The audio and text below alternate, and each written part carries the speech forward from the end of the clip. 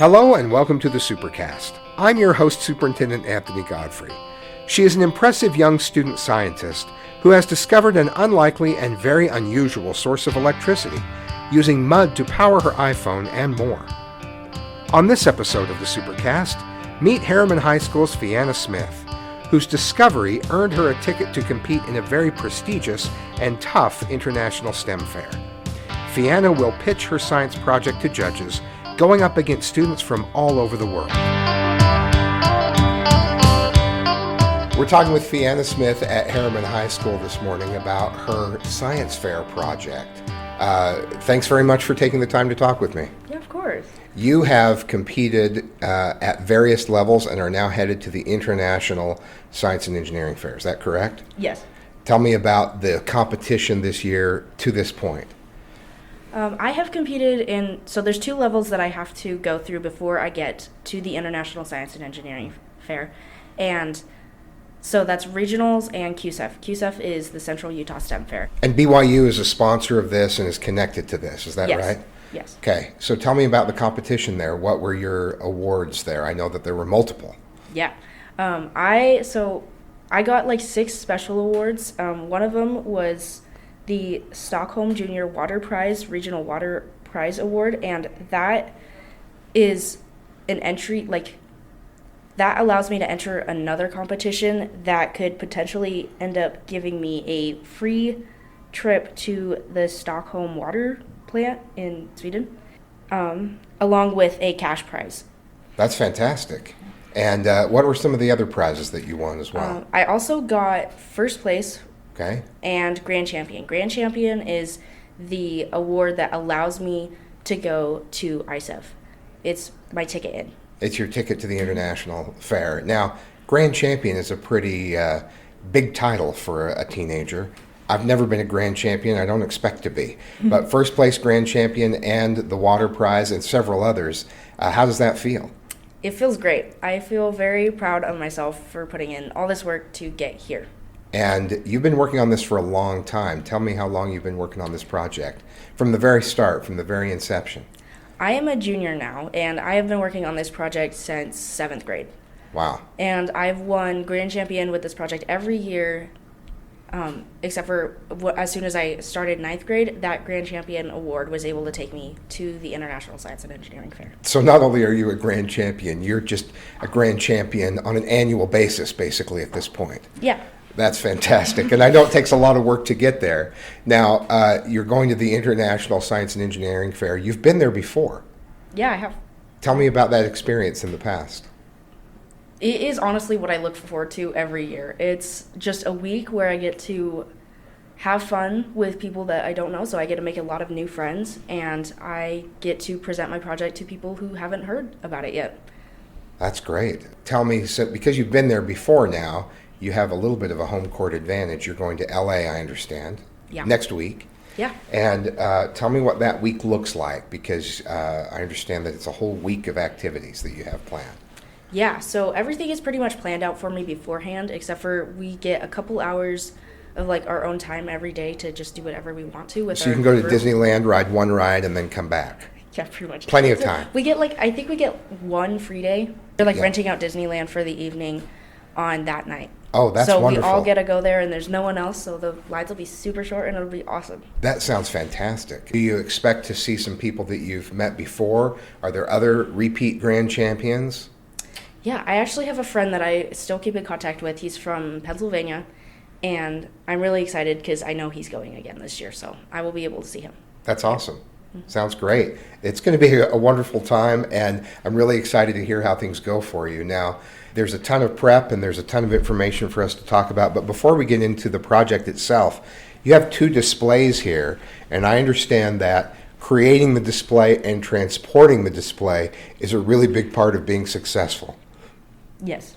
Tell me about the process that you went through, because I understand that at different levels, different types of information are required, because the judges maybe understand the science better at a higher level once you've advanced in the competition. Yeah, definitely. So how it usually goes is I'll create a board that has a lot more words than what I would take to the International Science and Engineering Fair, so it's a lot bigger, and a lot wordier. So Yeah. if somebody were just to walk up and read it, it would make sense to them, even if they had no information on the topic beforehand. So that's the one for me. Yes. That's the one at my level. Okay. And then the next one. And then Tell me about the next one. So when I go to ISEF, there are very strict requirements for my board and what has to be on it and what can't be on it. For example, my abstract, I can take that. Typically, they want that on the board for the state level. But once I get to ISEF, they actually make a special banner that pins on to my personal table that I have for my project board that has my abstract on it and a little like special metal seal too.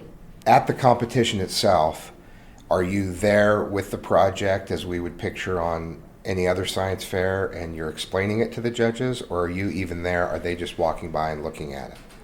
Typically, we'll be there all day. We'll be sitting at our project board all day, just waiting for a judge to come by. We typically have scheduled times for specific judges. So Yeah. like the regulated judges, and then there will be special award judges that'll just come randomly. I see. So there are all kinds of different awards you could win once again. Yeah, and sometimes they talk to me, sometimes they don't talk to me, sometimes they just look at my board. Do you have a separate room just for the awards? Just so that, when you get home, they're not all over the place in the way, so that you can just visit the award room, or are they just spread throughout the house? They're pretty much spread throughout the house. Okay, all right. Actually. Yeah, they probably couldn't fit in one room anyway. When I go to ISEF, I get a special bag that Oh, says to ISEF keep on the it. awards? Yeah, it's a really nice bag too. And so I just keep all of my stuff in there. Like I'll keep my journal from that year in there along with like little souvenirs that I collected at ISEF from going to all the places. Like my pins, I'll put them in there until I hang them up. I have a pin board that has all my different years on it. That sounds awesome. When I go to a conference, I get a tote bag and I put squeeze balls that I got from vendors. So, kind of the same experience. Stay with us. When we come back, Fianna explains how she powers her iPhone making electricity out of mud. Are you looking for a job right now? Looking to work in a fun and supportive environment with great pay and a rewarding career? Jordan School District is hiring. We're currently filling full and part-time positions. You can work and make a difference in young lives and education as a classroom assistant or a substitute teacher. Apply to work in one of our school cafeterias, where our lunch staff serves up big smiles with great food every day. We're also looking to hire custodians and bus drivers. In Jordan School District, we like to say, people come for the job and enjoy the adventure. Apply today at employment.jordandistrict.org. Let's talk about the project itself and talk me through the science behind it. You have a little box of dirt here with a lid and a lights and some wires sticking out of it. Explain to me what's going on here. Yeah, so the box is actually filled with mud. It has... Oh, yes, when I lift it, it has a mud weight, not a dirt weight. So tell me about what this is. It's called a microbial fuel cell, and what's basically going on within this little clear container is I have 2 metal wool pads sitting in the mud at a certain distance apart, which I've tested before to see which is best. Okay. And So they're at optimal distance from one another. Yeah. How this works is the bacteria in the mud, when it consumes nutrients, it releases electrons, and the graphite wool, which is the metal wool, picks up the electrodes and carries them into a capacitor, and when that capacitor fills, it releases into the light bulb, making it flash. And this is how I measure how much power is being produced. I convert the flash rate into the amount of bacteria helping to produce this and the amount of power in microwatts. I can also use the control board that is also hooked up to the fuel cell to measure the power and the voltage, which I can use to math into the current. How did you discover that the bacteria in mud can produce electricity? By consuming the nutrients and letting off the electrons. I was actually scrolling on Science Buddies for just looking for a project to do in 7th grade. I didn't want to do... what is Science Buddies? Science Buddies is the most basic website you can go to get science fair project ideas. Okay, all right. And so as you're scrolling through there, As I was scrolling through there, I saw like a kit for microbiofuel cells, and the title was basically like produce electricity from mud, and that's my whole selling point now because of that. well, and this was like a third of your life ago. So tell me about your journey with the mud. So how has the project evolved over the last few years? My first project was very simple. I was just testing which Utah lake mud would be the best for the fuel cells, which would produce the most. So it's lake mud that has the bacteria in particular that can produce the electricity. It depends. All mud has the bacteria. There's just two different kinds. Geobacter is the kind that exists or lives close to water sources, while Shewanella lives anywhere. And Shewanella does not produce electricity as efficiently as the bacteria in lake mud? I have not tested that. Okay. Personally, All right. So there's still frontiers to be explored. Yeah, and personally, I favor Geobacter because it's what I've been using. Okay. So have you found a difference among lake muds that some are more effective at producing electricity? Yes, actually. So the Great Salt Lake is the location where I collect my mud. I tested like 5 different lakes, but the other most significant one was the Utah Lake. Since the fuel cells are run based off bacteria, I for sure thought it was going to be the Utah Lake that would produce the most because it has a lot of bacteria. Yeah. But it actually ended up being the Great Salt Lake. Wow. So the Great Salt Lake has produced more and produces more electricity than Utah Lake. Yeah. And how long has this LED been flashing with this? I mean, this is, several inch cube. It's not very large. It's like an oversized Rubik's Cube. How long has the LED been lighting?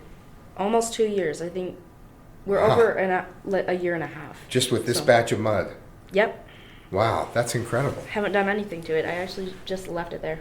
So what are some of the uses? I see that on the display board you have a picture of, 12 or 15 of these boxes in various sizes. What uses do you see for electrifying mud? For example, one that I've already tested this year, it was part of my project for this year, is I tied 15 of my microbiofuel cells into series and parallel to get 5 volts at 1 amp, and I use that to charge my cell phone. You've charged your cell phone with mud? Yep. That would have come in handy for me a few times. That's fantastic. So you set up, tell me exactly what that looked like. Did you set up a number of these boxes together? What did that ultimately look like? I'm not sure that there's an adapter that just dips right into the mud. So how did that work? I had to individually measure each microbiofuel cell with a voltmeter to get the amount of power and the current that was in each fuel cell. So, and after I did that, I was able to figure out which ones I needed to put in series and which ones I needed to put in parallel. And then I had 3 rows of 5, ultimately added up to 5 volts and averaged to 0.3 amps. And then I had 2 other rows of 5 that would bring the power to 5 volts and 1 amp. So you had to make sure that you had enough power. Yes. And then how did you harness all that power and get it to the cell phone? I cut a charger so that I could directly wire it to the wires that were coming off of the fuel cell. I see. And then, so I just, instead of having the part that plugs directly into the wall, I cut that off and wired it into the fuel cells. Talk me through the international board, just each of the categories and a little bit about each one. Okay, first off, on all of my project boards, no matter which stage, I always have my purpose or my objectives of the project, basically my goals. And this year, my goals were to put my microbiofuel cells to work, to actually charge something, like my cell phone, which is why I put so much work into doing that. That was one half of my project. The other part of my project was testing if scaling the fuel cells, both by width and by height, would affect the amount of power being produced and how it would affect that power, if it was linear or not linear. That's your objective. Mm-hmm. On every board, I have my hypothesis right after my objectives too. That does not change. And my hypothesis was that if the mud is measured daily, then the microbial fuel cells will show a correlation with the increasing delta between the anode and cathode and the increasing overall size. So I thought that it would scale linearly, so the size and the power would scale linearly together. Okay. So summarize the conclusion for me. Here's the conclusion section. Yeah. My conclusion was that for the first half of my project, charging a cell phone, I was able to do that, and the 15 microbial fuel cells was perfect for that. All I needed was 15 of the sizes that I had. And then my other part was that I learned a lot more about the growth of the bacteria in the fuel cells and where it grows specifically and why I'm only getting certain amounts of power because my fuel cells did not scale linearly with power and size. They did kind of a logarithmic pattern. You've charged your cell phone. You've learned a lot through this process. What do you think are some potential practical uses for this knowledge? Well, charging a cell phone, first off. I've definitely already done it, so I feel like it could definitely be improved and made easier. One of the professors that I've worked with, she's up at the U. Her name's Dr. Shelley Mintier. She is working with fuel cells to produce gas, like burnable gas. And that was where I was going to take my project next year. That was my plan, to go into that.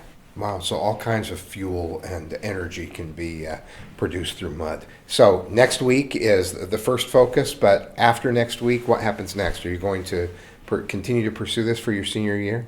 Yeah, I have one more year of competing in science fair, so I want to take my biggest idea that I've had and just put it all out there. I'm going to, as soon as I get back from ISF, I'm going to restart the process, and I'm going to start researching more about the ideas that I want to do for next year.